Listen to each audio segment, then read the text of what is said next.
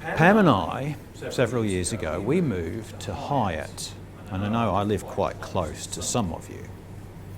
And when we moved to Hyatt, one of the things that we noticed there was a man we saw regularly riding his bicycle. And he always rode his bicycle with his helmet hanging on the handlebars of his bike. He still does it. I'm not sure I've seen him very often recently, but consistently we saw him riding in a loop around where we live with his helmet there. I don't know if you remember, some of you might know that a year and a half ago, Pam and I were in Tasmania and we were riding, and I fell off my bike in a spectacular fashion. And I was glad to have my helmet on my head, because if I hadn't, I would have been knocked out. So when I saw this man riding around Hyatt with his helmet on his handlebars, I was thinking, mate, you don't have enough time to think, oh, I'm crashing now, I'll put my helmet on. It's got to stay on the whole time, doesn't it?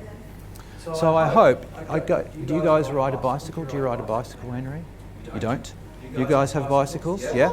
Do you wear a helmet?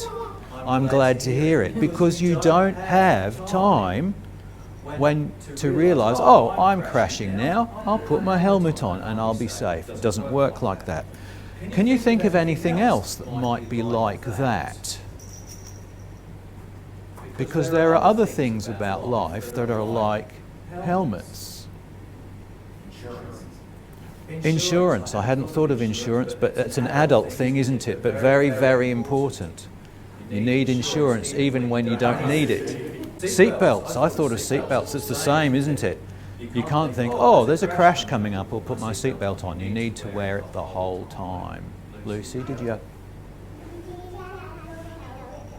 You do need to have your helmet on, absolutely, all the time. You can't ever get on your bike without your helmet. Charlie.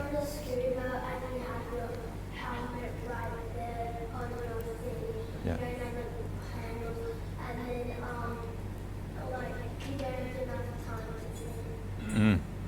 That's right, that's right. And you know, sometimes you see people wear protective knee pads, or elbow pads, all sorts of things.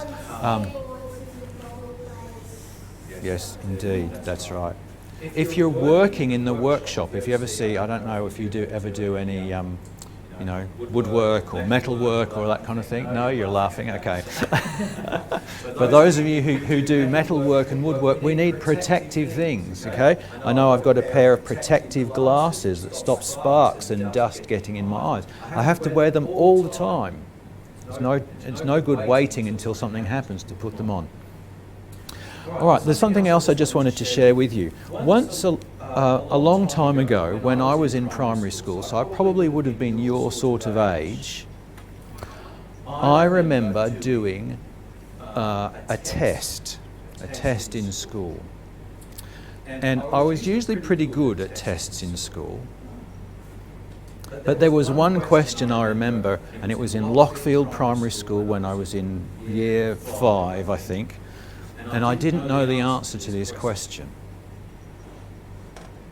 And I was really, I always get answers right. It was no good not knowing the answer to this question. So do you know what I did? I looked at the person next to me and wrote down his answer. Now the thing was, he got it wrong. He got it wrong. So of course I got it wrong. And the teacher, when she marked the test, she realised that the two people in the class who got it wrong were both sitting next to each other. So it was one of us. So I got caught for cheating. Now, here's a question for you. How do you not get caught for cheating? Lucy?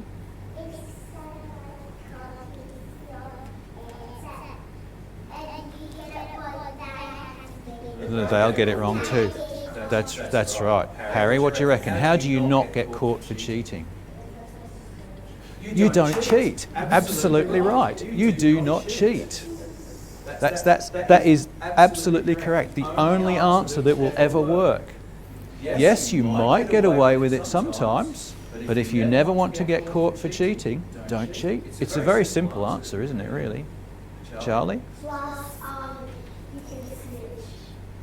you can snitch. You can snitch. What? And say, oh, it was him that copied me or something. Oh, that's not very good. Or study. Yeah, so you don't get in trouble. Anyway, it's a good lesson to remember. If you don't want to get caught for something, don't do the thing you don't want to get caught for.